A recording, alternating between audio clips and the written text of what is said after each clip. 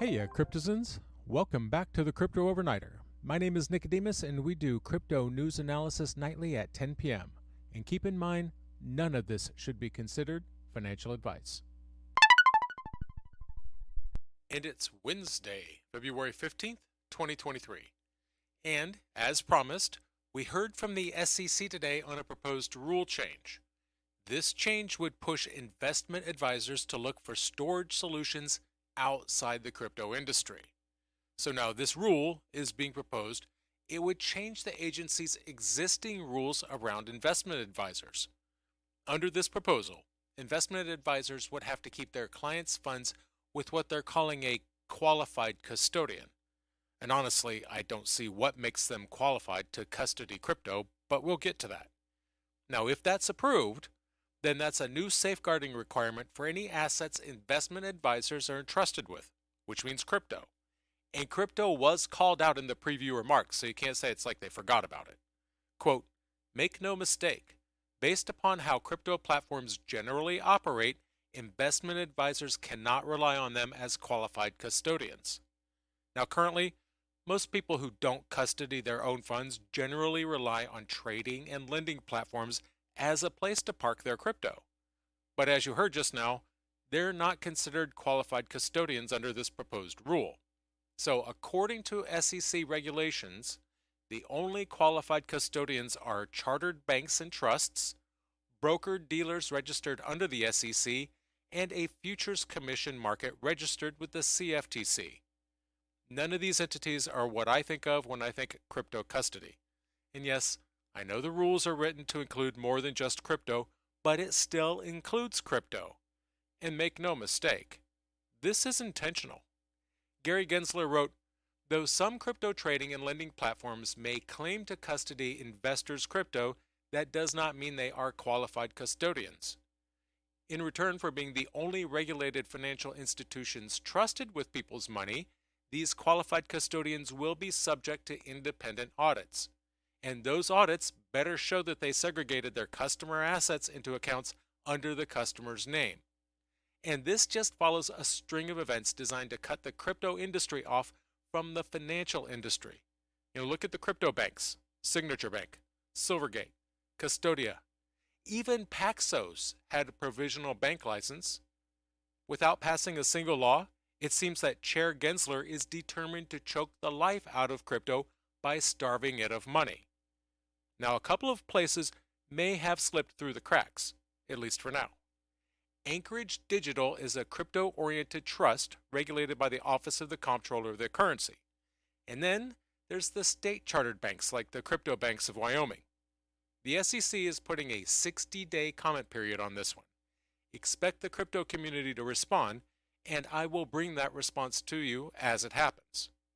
Meanwhile, Tuongwei Lee is a partner at the investment firm Bain Capital. She thinks the SEC is not doing enough to regulate the digital asset industry.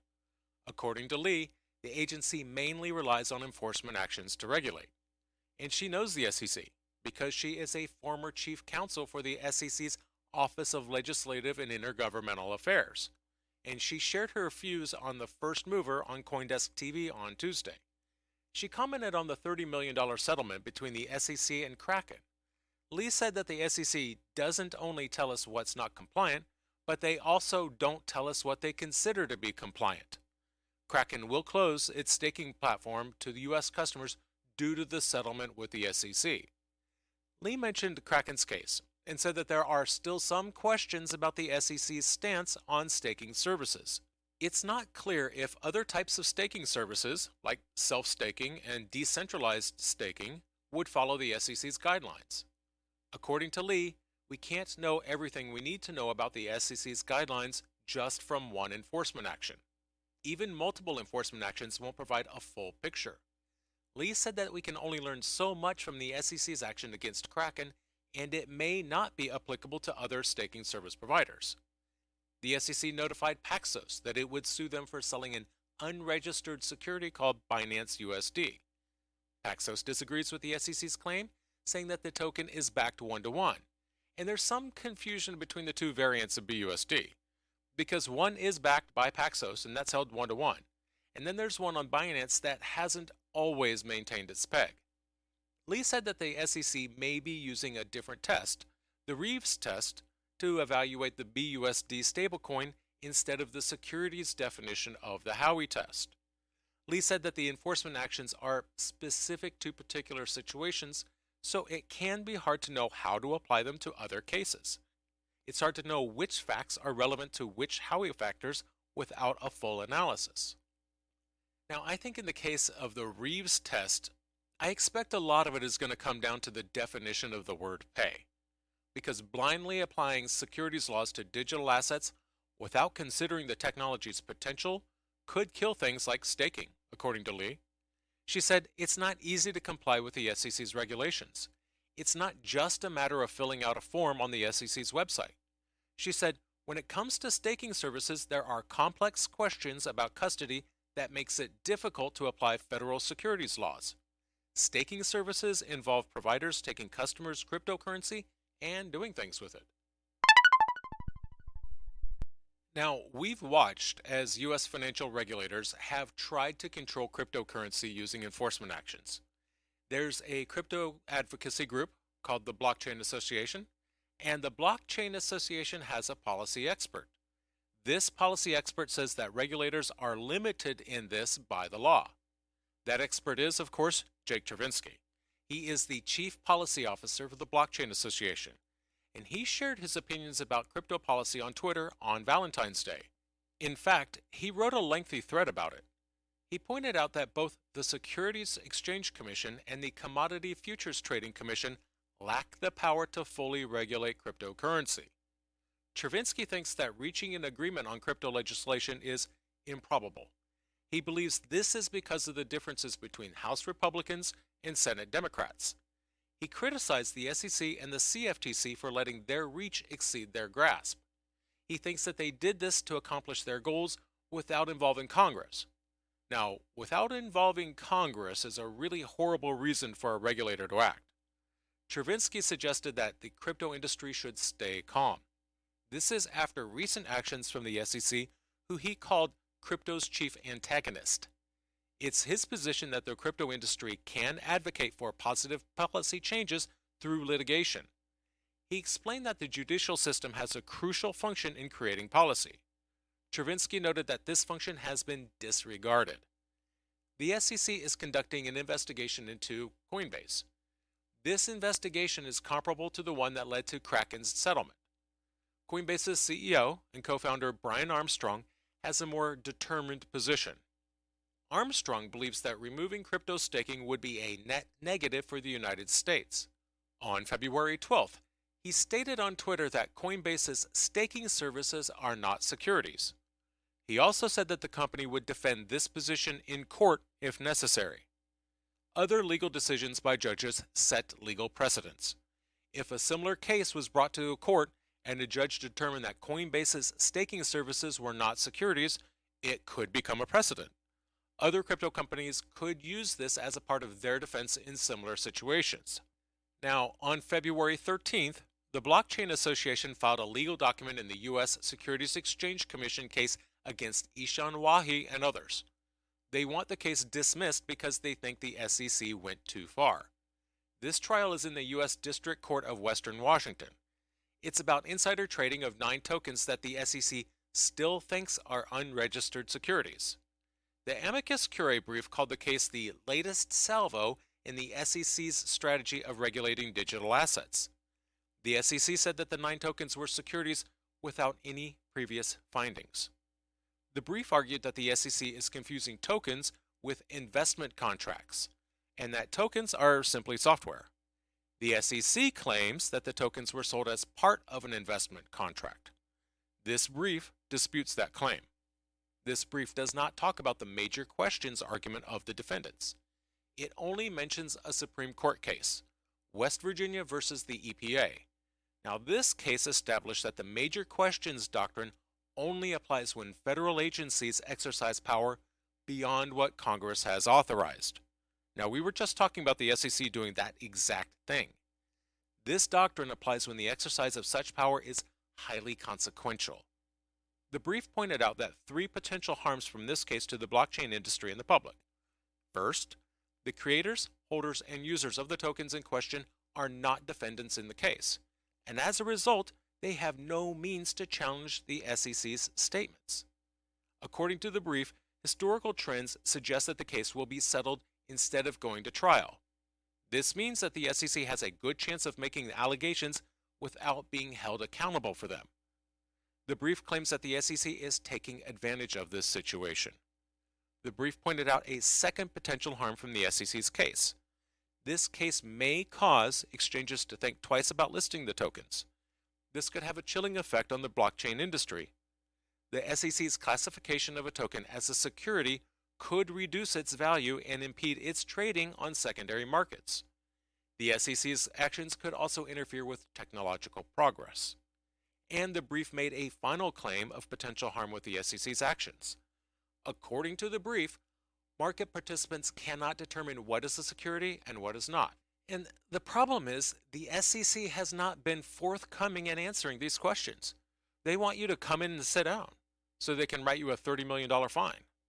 The Blockchain Association is a nonprofit advocacy group. They promote, quote, a pro-innovation policy environment for the digital asset economy. The government of El Salvador is opening a Bitcoin embassy in the United States. El Salvador famously adopted Bitcoin as legal tender in 2021. The country is expanding its Bitcoin strategy. It's partnering with the government of Texas. They plan to set up a Bitcoin embassy in Texas, and now it's a representative office for El Salvador. The goal is to work on joint projects to promote Bitcoin adoption.